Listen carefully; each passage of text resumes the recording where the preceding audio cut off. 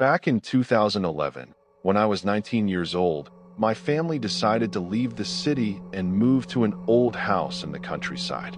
The city life had become too crowded and stressful for my parents, so they wanted a quieter place, even though it meant living far from everything. The nearest town was almost a 25 to 30-minute drive away, and to get there, we had to pass through a long stretch of road that cut right beside a dense forest. Our new house was quite large, much bigger than our old place in the city. It had wide empty rooms, high ceilings, and a big open yard around it. During the day, it looked normal, just an old, slightly worn-out house. But at night, everything felt different. The silence was too deep, and the darkness around the house made it feel isolated, almost cut off from the world. There was a small forest not too far from the house, maybe a few minutes walk away. We could even see the edge of it from our backyard.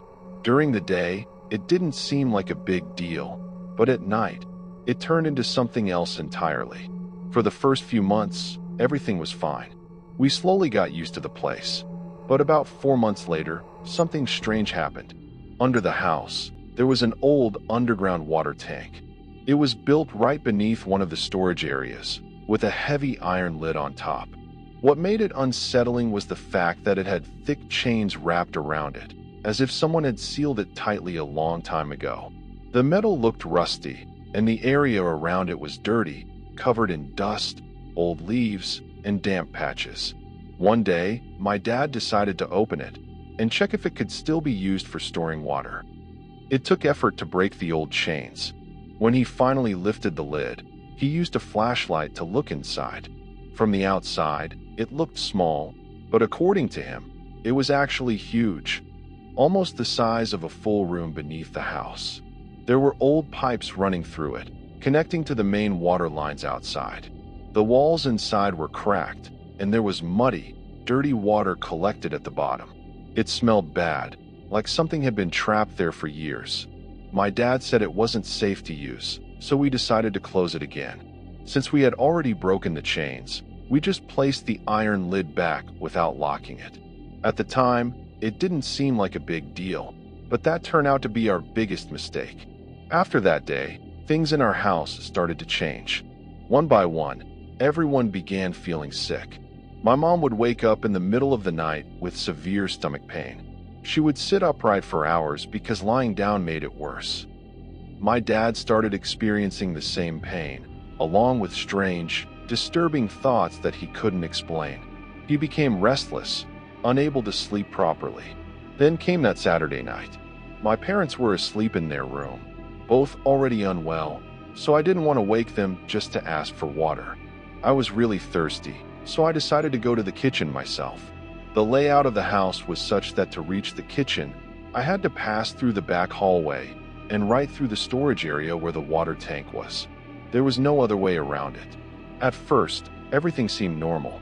I went into the kitchen, poured myself a glass of water, and started drinking. But then, I heard something. A sound. It was coming from the direction of the tank. A dull, metallic noise, like someone was hitting the lid from the inside. I froze. My heart started pounding. For a moment, I thought I was imagining it. But then it happened again, louder this time. I was terrified, but I still had to go back to my room. And the only way there was past that tank. Somehow, I gathered the courage, went back to my room, and forced myself to sleep. The next morning, I told my parents everything I had heard. They looked at each other and told me it was probably just my imagination, maybe the old house, the silence, or just my mind playing tricks on me. Still, I wasn't convinced. So the next night, I decided to sleep in their room.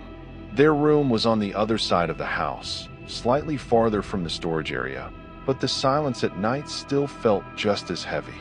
That night, even while sleeping beside them, I started hearing those same sounds again. Suddenly, I woke up with a jerk and I screamed. My parents immediately woke up too. Now even they were disturbed. It wasn't just a one-time thing anymore.